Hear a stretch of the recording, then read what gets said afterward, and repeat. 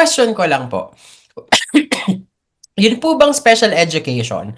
Is it something po, at least like, is it a course na or a subject na lahat ng teaching major sa college pagdadaanan or hindi po? Sa Ay, hindi. pagkakaalam sa pagkakaalam ko po, hindi po. Specialization talaga po siya. Major po talaga siya.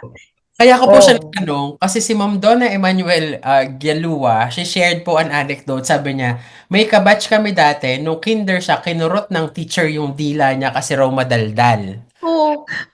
Opo, ayan, simula Wow. nung hindi na siya nagsalita. Oh, parang ganyan po. Doon ko, yun, Mm. naisip ko lang po, like from that perspective, kasi po, granted na sinabi nyo, hindi pala siya, mandatory na yung mga mag-major sa education, medyo merong knowledge of special education. So, paano po yun?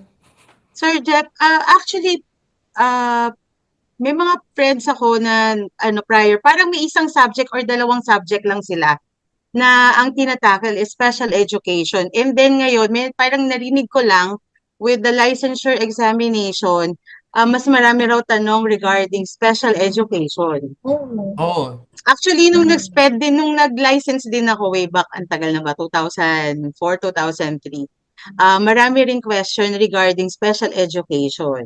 Mm. So, okay. parang alam ko merong isa or dalawang subjects na under special education, dun sa mga nagtitake ng education ngayon, may Gen subjects sila.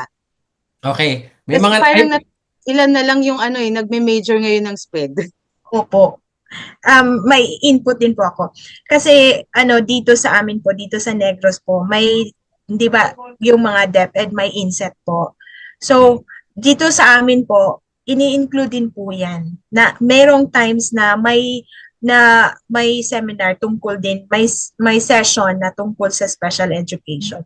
Kaya nga sana po ma-continue kasi naman para awareness po kasi yun hindi Opo, naman opo. po pwede na mag-ano tayo na ganyan yan, ganyan yan. Pwede tayo makulong pag Opo, mga teachers, wag po kayo mangungurot na madaldal. Baka po may oo. Kaya nga po, Wow!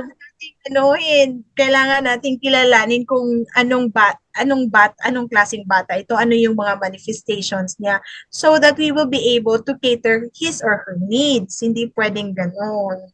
Ayan, nagse-share rin po si Ma'am Raquel Bernal. Hi Ma'am Raquel, si Ma'am Raquel ay isa sa suki natin. For more than 5 years, lagi siya nakakasama dito sa PhilSab. Sige, papasukin po natin sa Sir Anthony Deputado. Sir, do you have a question or do you have any insights to share? Hello po Sir Jeff and to Hello Ma'am po. Carlisle and Hello. to Ma'am is it Maribel? Marites, sorry. Ah, yeah. Do I need Ako, to answer ng Ma'am Marites pala yung pangalan mo, tapos sabi mo kanina chika-chika, no? So, alright, Sir James, ano po? Yes po. Hello po Sir Jeff. It's my first time to join this Yes. Filipino Sci-Hub, so it's an honor to know that there are organizations that are having like this because it's really needed in the Philippines especially. So with regards po dun sa your question na may mga do the undergrad students having kind of parang orientation to special education. As far as I know, because I'm teaching in the university, there are subjects that these students are part of the not electives but part of their electives that they have to undergo such training on like orientation or like special education because yeah, it's true. It's very timely and needed for teachers to have some understanding on what are these kids, because they might be they might be treating these kids like the like typical ones.